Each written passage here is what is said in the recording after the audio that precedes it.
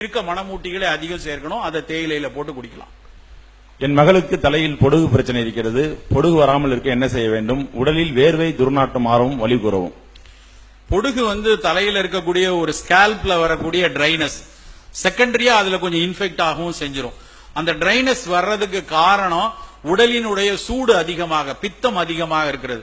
நாங்க சித்த மருத்துவர்கள் உடல் சூடு அப்படின்னு சொன்னோன்னே நிறைய நவீன மருத்துவர்கள் எல்லாருக்கும் ஒரே டெம்பரேச்சர் தானே, இது என்ன சூடு குளிர்ச்சின்னு நிறைய விவாதிப்பாங்க.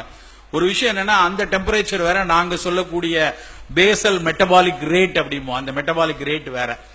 அந்த சூடு அதிகமா இருக்கும் போது தான் பொடுகு வரும். யார் அடிக்கடி தலைக்கு குளிக்கலையோ அவங்களுக்கு தான் பொடுகு அதிகம் வரும். நிறைய பெண்கள் வாரத்துக்கு ஒரு நாள் தான் தலை குளிக்க நேரம் இருக்கிறது, தலைமுடிய காய வைக்கிறதுல வைக்க முடியறதுலன்னு பண்றாங்க. அப்படி பண்ணக்கூடாது. முடிந்த வரைக்கும் தலைக்கு குளிக்கணும். குளித்தல் அப்படின்னாலே அது தலை குளிக்கிறது தான் பொருள். நிறைய சென்னையில எல்லாம் பாத்தீங்கன்னா பாதி பேர் கழுத்துக்கு இடுப்புக்கு தான் குளிக்கிறாங்க. தலையை மட்டும் வாஷ், ஹேர் வாஷ் அப்படிம்பாங்க.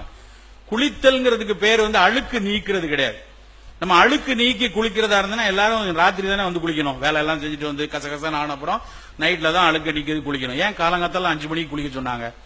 எதற்காக காலையில குளிக்கிறோம்னா, உடலில் வியாபித்திருக்கக்கூடிய பித்தத்தை காலையில் தணிப்பதற்காக தண்ணீரை ஊத்துறோம்.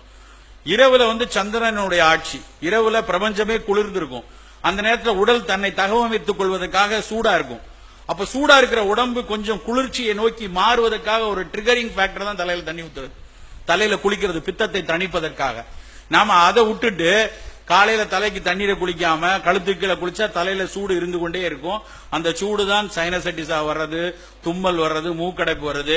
தும்மல் மூக்கடைப்புலாம் வந்தோடனே திரும்ப தண்ணி ஊத்துனோடனே அந்த சளி வெளியே வர பார்க்கும். இவன் என்ன நினைச்சுக்குவானா, தண்ணி ஊத்துறதுனால சளி வந்துருச்சு, தண்ணி ஊத்துறதுனால தலையில நீர் ஊத்துருச்சுமா. உண்மையிலே உள்ள இருக்கிற விஷயம் வெளியே வரும்.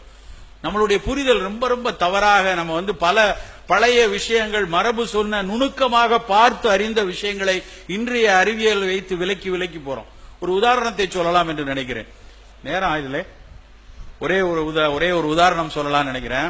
நேற்று கேள்விப்பட்ட விஷயம், உங்களுக்கு கூட அது சுவாரஸ்யமா இருக்கும்.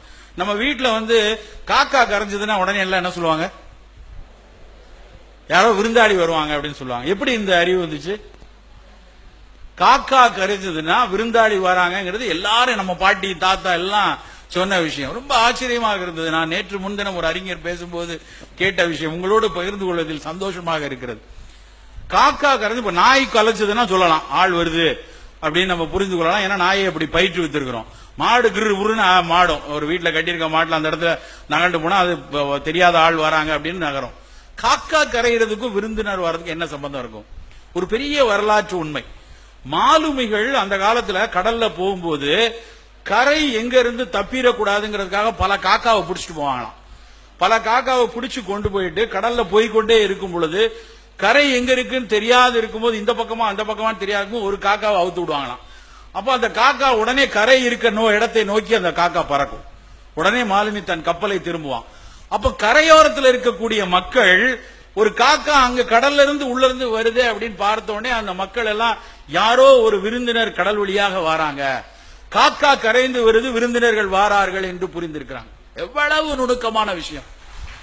அப்போ அந்த காக்கா வருது, காக்கா வந்தா விருந்தினர் வாராங்க, பல பொருட்களோடு மக்கள் வருகிறார்கள் என்பதை புரிந்து அந்த விஷயம் இன்றைக்கு வரைக்கும் ஒரு சொற்றொடராக நம்ம எல்லாருக்கும், இங்க இருக்கவங்க கூட சொன்னோம், காக்கா கத்துது, விருந்தினர் வராங்க.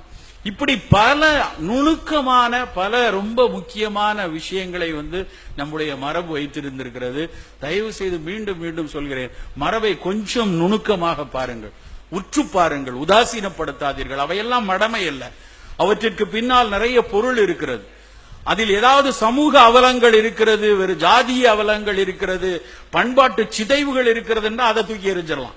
அறிவு அப்படித்தான் வேலை செய்யணும். அதற்காக மொத்தமாக மரபை தூக்கி எறியதுங்கிறது தவறான ஒரு விஷயம். நேரம் கருதி இன்னும்